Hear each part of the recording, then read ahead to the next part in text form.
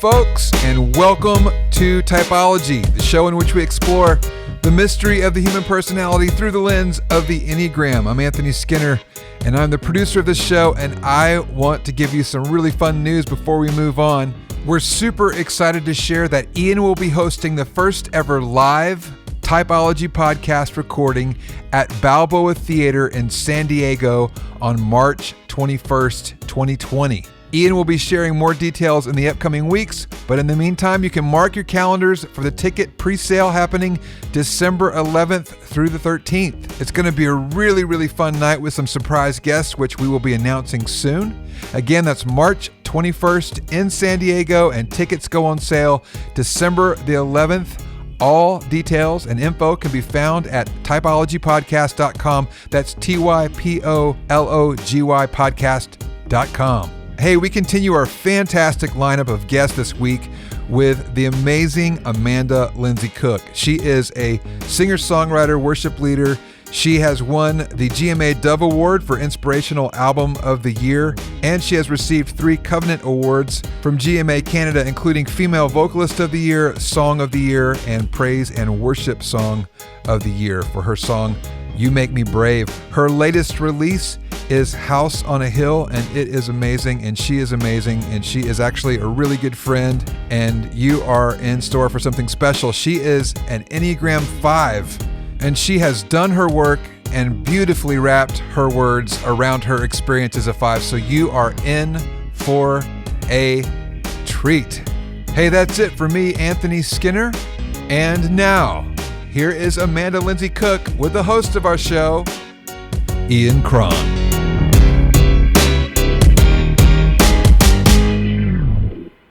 Amanda, welcome to Typology. Thanks for having me. So we just had a moment. We sure did. I want people to recover.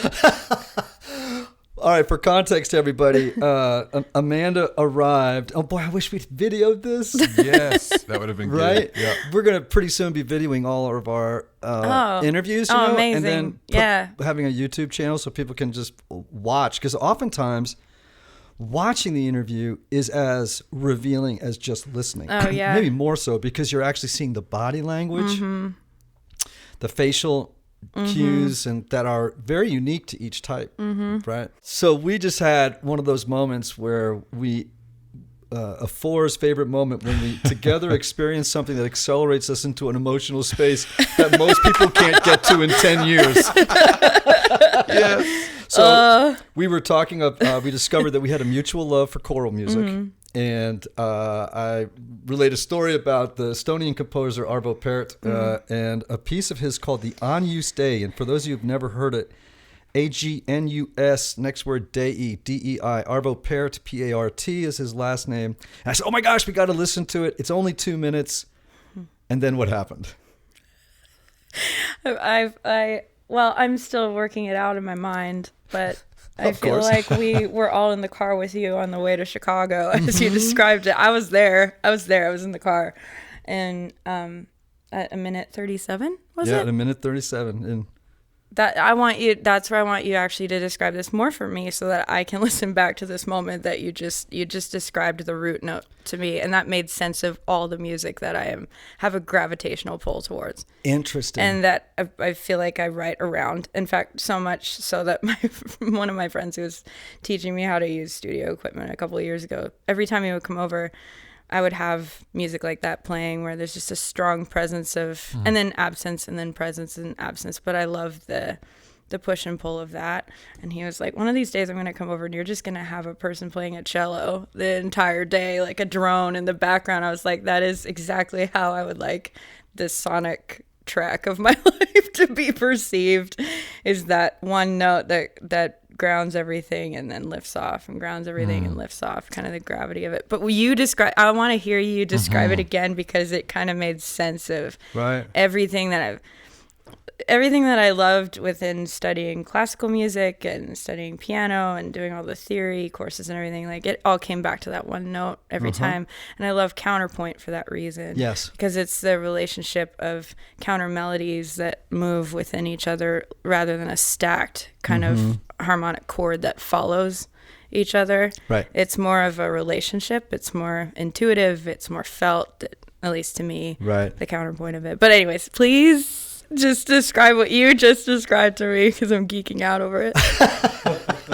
Like any good five, right? We just connected it at such a good space. Oh, yeah, right? and I just had the panic of like, I should have been recording that, or I should have written it down. I need him to repeat it. Right. I need to look it up now. Please So indulge me. Yeah. Well, so this Estonian composer, contemporary sacred music, it's this sort of Eastern sort of harmonic, which is different than Western, right? Obviously. You start with these dominantly two voices dancing around each other in counterpoint. It's exquisite. Agnus Dei is the Lamb of God who takes away the sins of the world, have mercy on us, etc. And what people may or may not notice is that there's a drone running through the whole piece, right? It's one note. And you hear it sometimes in Celtic music, like with bagpipes or something like this. It's bo, and it runs, and everything around it is in relationship to that one note. Well, there's a theology, there's an internal logic to the music, right? Like in architecture, if you go into a church, what people don't realize is that the architecture itself is theology. It's doing theology. Wow. And it's doing theology on you, whether you're aware of it or not, right? And that was the mindset of those architects and builders, was that this building is not just a utilitarian space. It ain't a Sam's Club that's been repurposed to be a worship center. The building itself communicated great truths about God. And actually, I won't go too far down this path. Feel free to edit it. But interestingly, you could sort of draw a timeline or sort of a historic investigation of how did we get from cathedrals to Sam's Clubs? Oh my gosh. And what does it tell us? What does our Sam's Club tell us about our theological understanding of God versus a cathedral? It's not good news, actually. It's not. How do we go from, King's College, Cambridge, to a megachurch inside of a box that actually prides itself on being in maybe a former commercial space, rehabbing, whatever. So the thing about the music, sorry for my little... Please don't apologize. I just finished reading that part in your book. Oh my gosh, that's right. It isn't Jason Francis.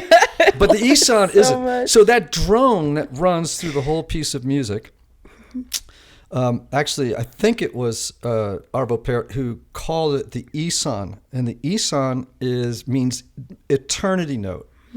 So what that drone that runs through the whole piece means is it's the presence of God in the world and in the music. It's always there, whether your conscious or unconscious mind is aware of it, but it's always there. And what it does is it doesn't. The other notes that are flying around are not restricted by the presence. Actually, they're freed because the ground of all being is there always. So all the notes then are free to be themselves and to fly around the drone. And then when the composer chooses periodically to pull the drone out, what it does is to remind us of what's it like to live in the silence or the now no longer felt presence of God. No longer felt presence. Doesn't mean it's absent, just means it's you could say that, okay, this is getting too intense, but that what we feel is the presence of God through his absence. Yes. You see that? So again, I love this because we just tend to think that we talk about God in music, but actually great music reveals the music itself is theology. It's communicating something about God. Forget the lyrics, forget the production, forget what is the music itself saying? Yeah. Through tension. Yeah. Like, why do you end a song on a 4-chord? Yeah. Well, because we're not home yet. Yeah. That's a theological idea. Yeah. Why do we use suspended chords? Yeah. Five suspended 1. What is it telling us? It's dying to go home. Back to 1. Right? Oh, man.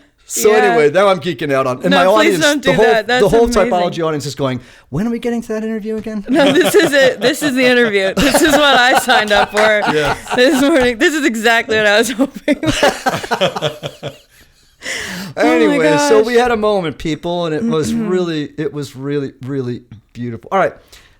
Short introduction from you about who you are, what you're about, what you're doing in the world. Oh, jeez. And you're an Enneagram 5. I am. Woo-hoo! Yes. We love having Enneagram 5s on. So do our 5s. Yeah, I know, right? Instagram is going to light up, man. All the 5s are going to be like, thank you. That is exactly it. We like to wear our invisibility cloaks, and we show up every now and again, but, that's exactly it, isn't it? I feel very excited to be here. What do you want to know? Hey everybody, we'll be back to our guest in just a moment, but first I want to thank our sponsor, Hemp Fusion. Hey Anthony.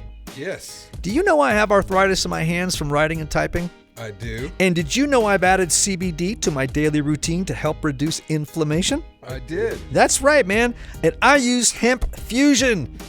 Unlike other brands who just offer CBD, Hemp Fusion combines CBD plus omegas, plus terpenes, plus other natural ingredients to help your body absorb CBD better. Hemp Fusion is available at natural product retailers near you and online. And for our Typology listeners, Anthony, Tell us, Ian. they'll get 20% off their first order and free shipping anywhere in the U.S. at hempfusion.com. All they have to do is enter their promo code Typology. Again, that's hempfusion.com and the promo code Typology. Back to our guest. Well, tell people what you do and what gets you up in the morning, and what are you thinking about when you go to bed at night? Oh, geez. Okay, what wakes me up in the morning? Well, there's a present day answer, and then there's a more long-term answer. I would say the long-term answer is the endless possibilities. I love infinite possibility, which would probably be a good name for God for 5s, I think, is to dwell in the land of infinite possibility. And quantum physics, as just a tiny deep dive into it. I don't feel well versed in it, but where everything is infinite possibility and under watchful observation, it becomes matter. Energy turns to matter. And I just love that concept. So I would say that is a thing that pulls me out of bed every morning, because I really do love to sleep. So the option A is like, stay in bed, think your thoughts, order Postmates, text a few friends so you feel like you're part of a community, and then call it a day. It's like really good. So like actually the action of getting out of bed, I would say, takes a lot of concerted effort for me. But that would be one thing that gets me out of bed, I would say, is the infinite possibility and the invitation into that every day. Feels pretty new. Feels new, and it feels as old as the hills, I think. It feels grounding and good to be part of something that exists far beyond and also deep within, and pulls me in a gravitational sort of way, like throughout kind of the ether, I guess. So that probably wakes me up in the morning. And then going to bed is a bit more difficult, because I feel like I've wade through a lot of negotiations in my mind during the day of like, what needs to be done? What do I have to do? I kind of move very slowly, extremely slowly. If you picture the slowest person you can ever imagine in your mind, times that by probably 4, and you're kind of on point. So I move very slowly through the day. I kind of only do one thing at a time. And then when I kind of get through, like I wade through the things that need to get done, and at night when everything settles down and dies down, it's kind of when I feel like bright-eyed. So that's usually when a lot of writing or thinking writing gets kind of done. I try to practice Julia Cameron's style of morning pages, which is, to access the subconscious mind, which is always really helpful for me. The Artist's Way, for people who aren't familiar with The Artist's Way, is a good book for aspiring artists and artists who are on the journey already. Yeah, I think the spiritual practice of writing really helps to see it on the page, and But yeah, at night, I would say I feel very inspired, and so I end up usually staying up a bit later than I would like to.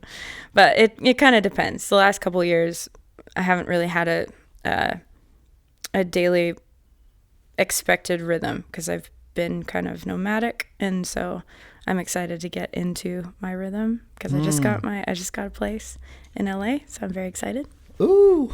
Excited about very simple things like buying pots and pans and daily tiny rhythms of this is when I do this. This is when I go here. This is when I sit and think my thoughts. This is when I read. This is when I interact with people, things like that. So would you say your life's compartmentalized? Yes. So this is when I do this. This is when my energies go here. Yeah. This is when my energies go here. Because it's a very 5 thing. Yeah. And transitions take forever. Sometimes the transition is the thing. Like moving from one thing to the next. It becomes the thing it's actually the thing. Like I look forward to actually when I leave an event and get in my car and drive to whatever's next. And I'll take the long way around on purpose, put on a great choral piece of music, like the transition of moving from one thought to the other or one person to the other, because I really want to in the practice of embodiment, because I have been so dissociated, to be present with people is such a gift, and it takes me a while to really land there. So long that sometimes I feel like I meet people and then I walk away being deeply impacted, and then about 6 months later I realize how impactful that really was. It just takes a long time for things to catch up. So yeah, transitions take a while. So it sounds like the transition is both a sort of a charging station. Yeah. Oh yeah. Oh right? yeah. Between Absolutely. two events that may have been depleting because it involved a lot of relationship stuff. Yeah. But I love that you're also getting ready not to defend yourself against the next encounter, but to actually become open and available to what's coming next. Yeah. That is my hope. That is my hope, to actually walk into a space and have the defenses down and just actually be present to the gift of the person in front of me, the experience in front of me, whatever is right there. Beautiful. Yeah. I love that, because many times how 5s are painted, and actually how some 5s are, right, is a little bit like, how do I recharge in order to move back into the world?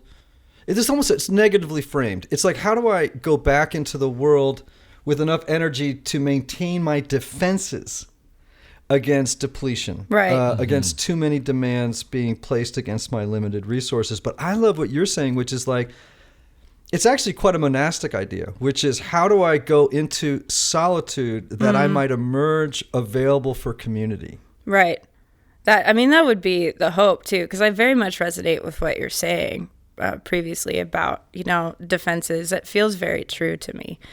But I think with integration, like the best friends that I have are the people that I can be alone together with, I guess, where, you can check in and feel the presence of a person, which is glorious. But when we don't when there's nothing being asked or required, or it sounds very luxurious, but it's more about energy than it is anything. It's not about like running errands or doing something or serving someone. It's not about that. It's just about the energy resources. Right. And I think when we accept the fact that we will be depleted, like my resistance ends to it. I go into an environment knowing depletion isn't bad or good. It just is. And we all have a certain kind of measure of energy. So if I accept that before I go in, then I'm not railing against the idea of I'm being drained, I'm being depleted. It's more like, oh, this energy is going somewhere, hopefully in a beautiful way, in an exchange with a person. Like, that's good energy depletion. And at the end of it, I have my fail-safe routine where I get to go back and restore my soul. Like, it doesn't, it's just not I'm not at the mercy of, I think that's something, I lived in a victim state for a really, really long time, feeling like I was at the mercy of whatever happens next, which would cause me to just completely retreat into the attic of my mind, because I felt like I was always... the attic of my mind. Oh, boom.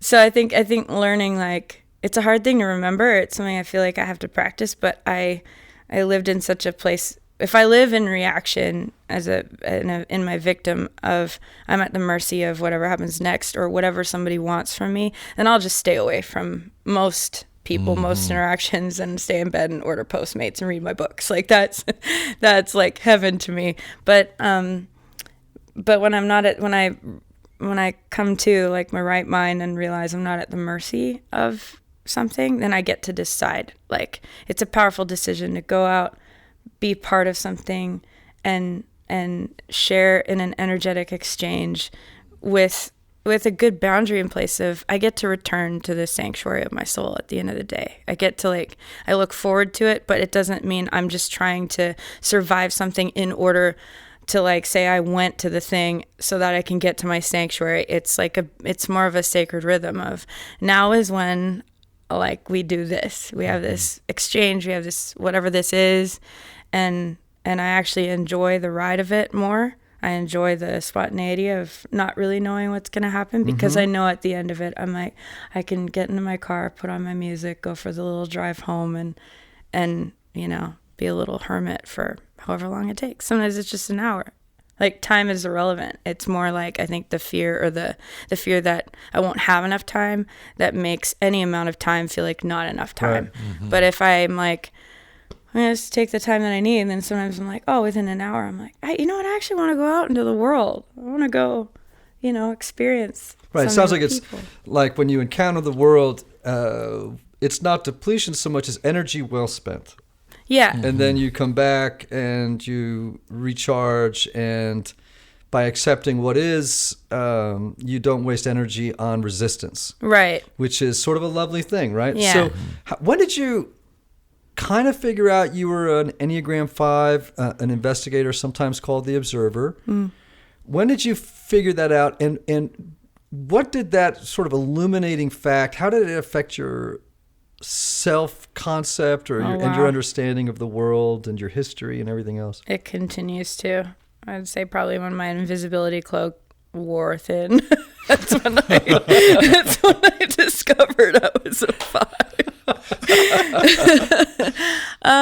You know, I think necessity is a great innovator. Isn't that a phrase that we use? And it was very much a necessary step forward in my spiritual path and pilgrimage to help make sense of, I think, just my experience in relationships. Relationships are everything. Relationship to God, to self, to people.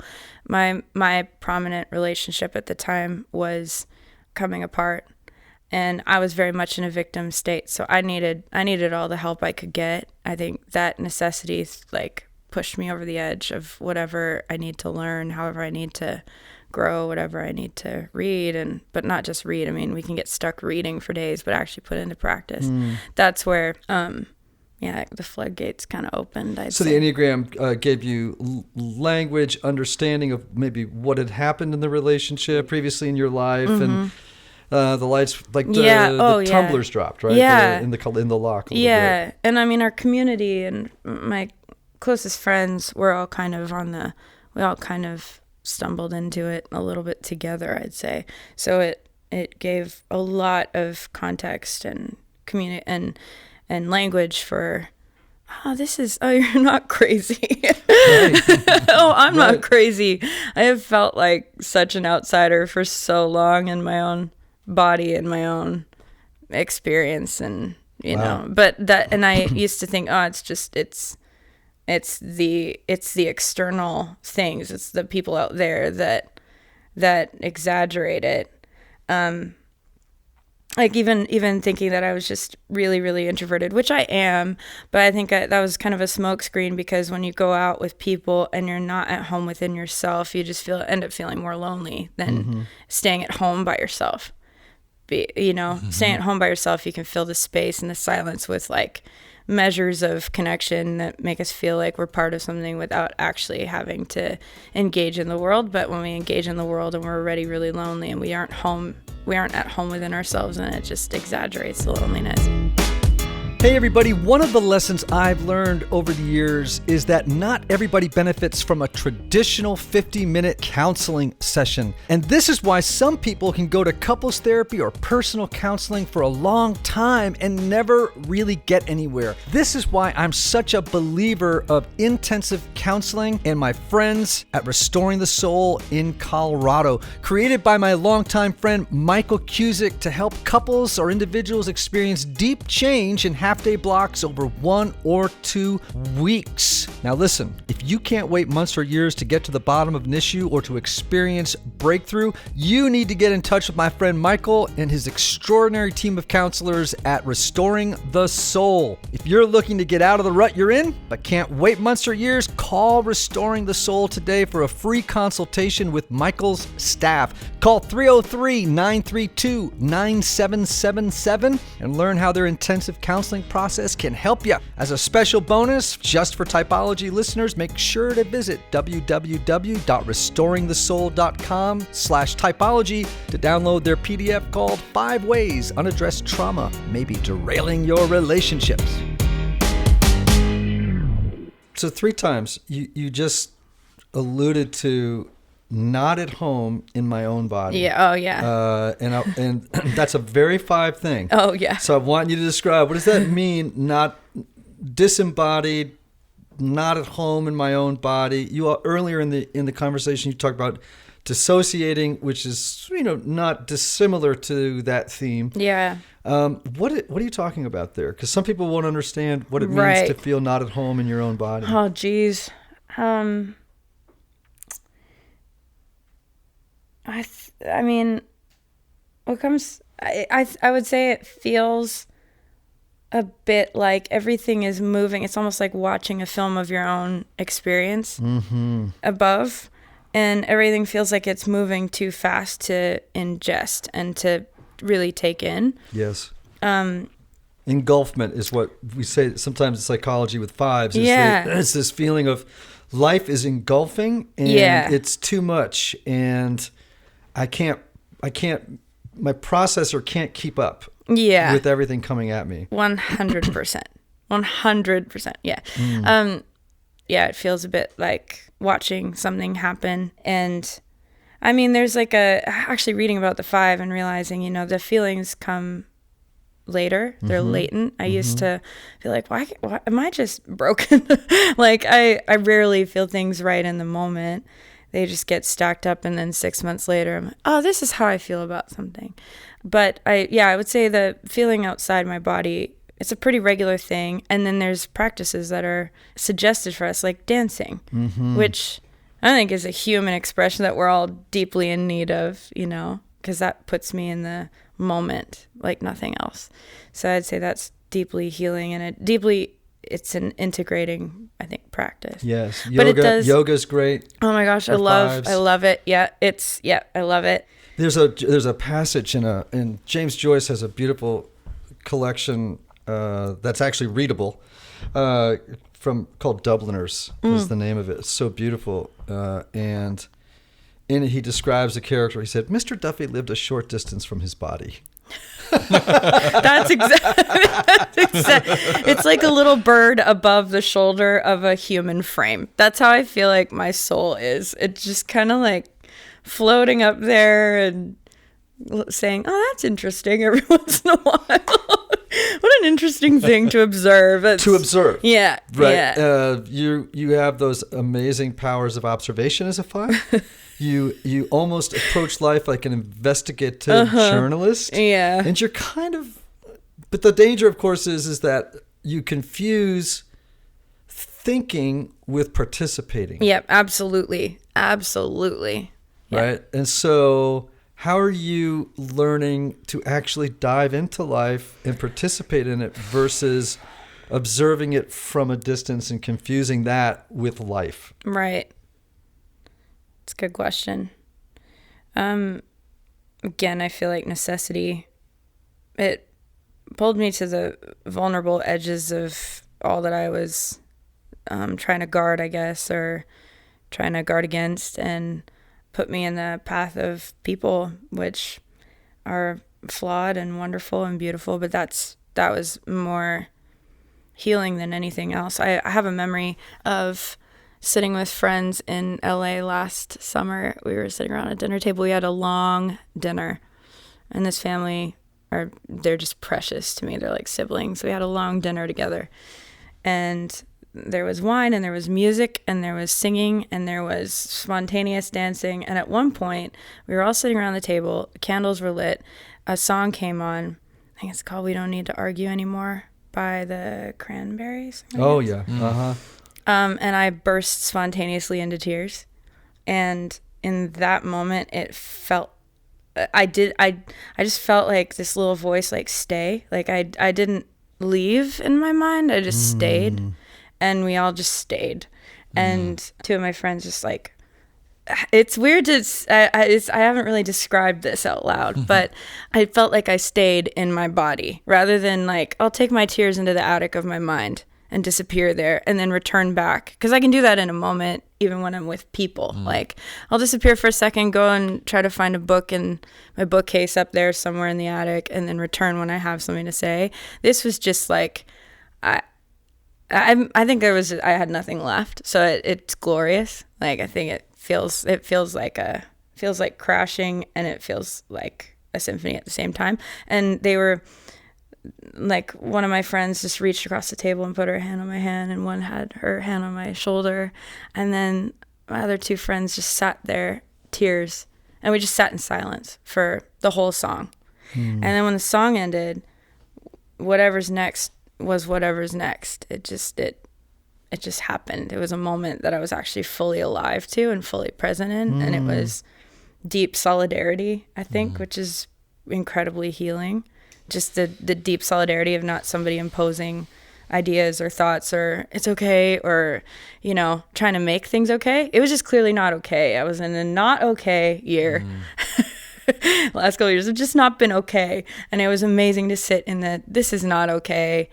It's a not okay year. We're just all going to not be okay with it. And that's glorious. So I don't even know if that answers anything. I think the practice of actually being with people, and it is an interior practice of staying with, like, those moments of just staying in the moment rather than like retreating and going to get a book or a thought or whatever and come back. And by then it feels like I've taken a trip around the room, and things have kept moving down here, but I don't know yet. So interestingly, before we began, we listened to that piece of music, and I was standing on the other side of the room near the speakers because I have this tendency to conduct when I hear music like that. But as I looked over and saw you looking down and tearful, and I was like, interesting, because oftentimes fives don't like to be surprised by emotions. They don't like it when they well up on their own and overtake them. Yeah. There's a lot of fear about that, and they can retreat. But so what was going on for you when for you as a five, tears arise. You don't know me. Yeah, this is the first time we're meeting, though it feels like we know each other now. What was happening there? What was it like for you? Was it uncomfortable? Was it natural? What? No, I mean, we don't know each other, but I've been reading Chasing Francis all week, and not because I knew I was going to meet you, but because one of my dear friends said, this book changed my life. I think it's right on point for exactly where you're at. And I just started reading it that night and haven't been able to put it down. So then when this came together, I was like, oh my God, I feel very known when I read experiences and stories and thoughts like that. I feel very safe, maybe with the author who's admitting themselves on the page, because you've done the work of admission. So it feels safe. For years and years, though, I would just collect that and think about it later, which, I mean, there's just a measure of that's going to happen later on. I'll probably talk about this with my friend Melissa in 2 days, and we'll be on a walk, in the forest in North Carolina, and I'll be recalling this to her. And then about a week after that, I'll be thinking about the walk in the forest and probably be talking to someone else about that. It's just lily padding across your life. You know, it's like the last, oh, wow, this is amazing, you know, like, but I think for years and years, I stored up emotion and I did not know how to express it except through music. And even in my family, they feel things deeply and they cry a lot easier than I do. And I remember my dad, even when I was a kid, being like, you can let it out. You can let it out what you feel. And I did not know how to, like, in my body. I knew how. The only place I really found that kind of home was in music, was in playing it, was in piano. But I think over the last couple years, all those kind of guards just kind of came down a bit. And it's still a practice to decide to let the waves of emotion actually happen, because I think I get afraid that I'll be swept away by them or I'll drown there, rather than letting it wash and cleanse and heal. And, you know, we can only really heal what we're willing to feel anyways. So say that again. We can only heal what we're willing to feel. Can you say that again? We can only heal what we're willing to feel. That's an amazing statement. Wow, that's a really great quote to go out on. We can only heal what we're willing to feel. I'm so glad that Ian asked her to repeat that a few times. Hey, I hope you enjoyed part 1 of our 2-part series with Amanda Lindsey Cook. Be sure and tune in next week for part 2. And again, I want to remind you that Ian will be hosting the first ever live podcast recording of Typology at Balboa Theater in San Diego on March 21st. More details coming soon. Ticket pre-sale is happening December 11th through the 13th. You can find more details and info at typologypodcast.com. Until next week, we hope you have a good one. See ya.